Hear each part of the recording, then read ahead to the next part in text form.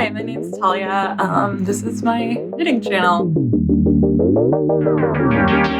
I'm not sure what this space is going to be yet, other than I really wanted to combine my love of knitting with my love of filmmaking. I live in New York City. I'm a professional editor, video editing for commercials, and I've been knitting on and off since I was about 7 years old. I'd say, though, been knitting seriously, like outside of doing like hats and small gifts, for the past 4 years or so. So yeah, like I said, I don't know what the space is going to be. I know I want to track some of my projects, but I also am a very irregular knitter, so that's going to be kind of sporadic. I also had the idea of doing more regular reviews and flip-throughs of books that I own about knitting or knitting adjacent topics. I got this idea from this watercolor channel I used to follow, and I'm blanking on the name, I'll put it below. But this man would go through his watercolor and art books and just kind of like slowly flip through them, give you an idea of what's in them, whether or not you'd want to purchase it based on whether you're a beginner or advanced or looking for a certain skill. And I kept thinking this would be amazing to have for knitting books because I love, love, love knitting books. And then I realized, well, I've got dozens of books I've collected over the past 20 plus years. Why don't I do that? So yeah, that's a project I'd like to do on a regular basis. I haven't figured out what the schedule will be for that. Let you know. And I'd also love, if the opportunity arises, to kind of do these mini documentaries where I dive into a specific topic of interest to knitters. So maybe visiting a fiber festival and seeing how it works behind the scenes, visiting a local yarn store or yarn group or charity group. Yeah, we'll see. Again, that would be irregular. It would be something I do as I find something interesting that kind of like I think you'd find interesting too. To start things off, I actually do want to talk about a project. I finished this literally the day before the Super Bowl with not much time left to wear it, but this is the Felix Pullover. I'm going to keep it brief because I think everyone's done this sweater long before me and everyone's said everything there is to say, so I'll just talk about me personally. This is, I'm still pretty new to garment knitting, and this was my first raglan. And the pattern is so clear, so simple and useful. I want to make a million more. And it just was like a total joy to knit. Let me talk about the pattern itself first. It's really well written. It's really beginner friendly in the sense that if you've been knitting a while and this is your first garment, it's very easy to follow.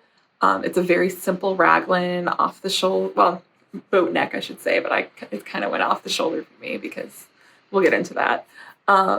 It has this beautiful eyelet detail where the raglan increases are. It fit really well. I would probably add bust darts next time. I'm very front heavy and I have very small shoulders.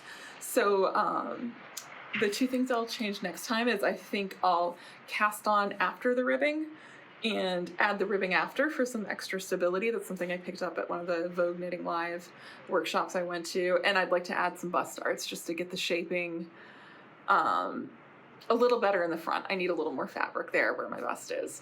As far as the pattern, that's it. I have no complaints, just ways I customize it for myself.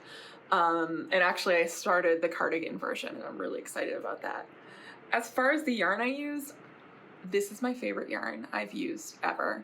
It's Green Mountain Spinnery, Mountain Mohair.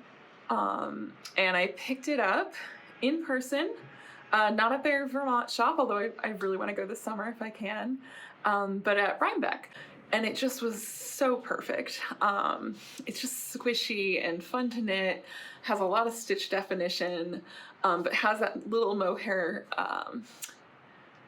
halo. It's a wool mohair blend. And the colors are very subtle with, I think you would call it guard hairs, or in a light color, and then this kind of like, they call it elderberry was the color I had. It's this kind of like mauve-y, dark purple, I don't know, eggplant-y kind of color. That's a horrible description.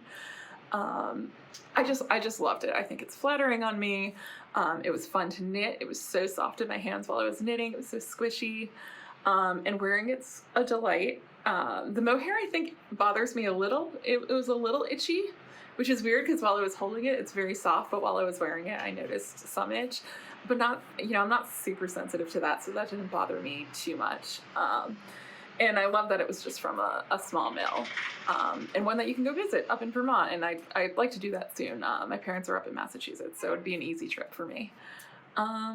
So yeah, overall, it was a total success. I want to make like a million more. I'd love, if you take a look at the fit, it is a little cropped, and I think I could have gone longer, both in the sleeves and the torso. Just I'm pretty tall. I'm like 5'8", 5'9". I also maybe would go, I kind of like how flowy it is, but I maybe would go with a slightly tighter gauge.